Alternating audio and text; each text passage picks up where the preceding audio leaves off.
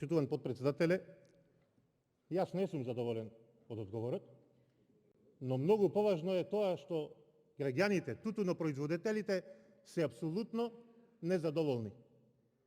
И ова, господине премиер, можевте да му го кажете на тутунопроизводителите кои, како што ви реков, преку 3 писма бараат одговор од вас. Ќе ви прочитам што вели во последното писмо од 24 април. На писмото на 4 тутунски здруженија упатено до вас за исполнување на вашето ветување дадено на тутунарите за просечна цена од 180 до 185 денари по килограм, до ден денес немаме добиено одговор. 24.4.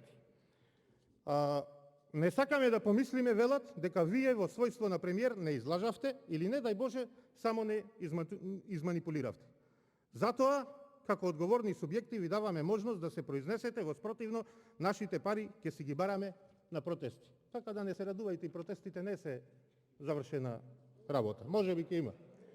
И откако испофаливте се за тутунопроизводството, како што вие милувате да се изразите, и одозгора на тога за прв пат остана неоткупен тутун од 1 милион килограми во Република Македонија после 30 години. Да скапува по визбите и по таваните, а луѓето да не си ги наплатеа својот труд, својот тутун.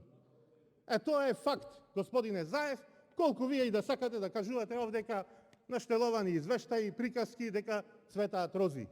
Во Македонија остана неоткупен тутун, а тутунот е откупен по катастрофално ниски цени оваа година.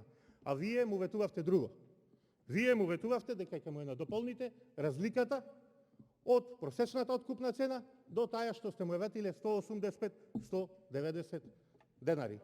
И бараат што побрзо исплаќање на субвенциите, а не во мај, и бараат што побрзо исплаќање на она што вие го ветивте и сите го гласавме тука за помош, таа ковид помош од 5 или 6, колку ќе бидат, милиони евра. Тоа по килограм откупен тутун кога ќе се подели, доаѓа 10 денари по килограм. Вие оваа година му скративте на секој тутунар од 60 до 120 денари, а сега ќе му давате милостина пред избори од 10 денари.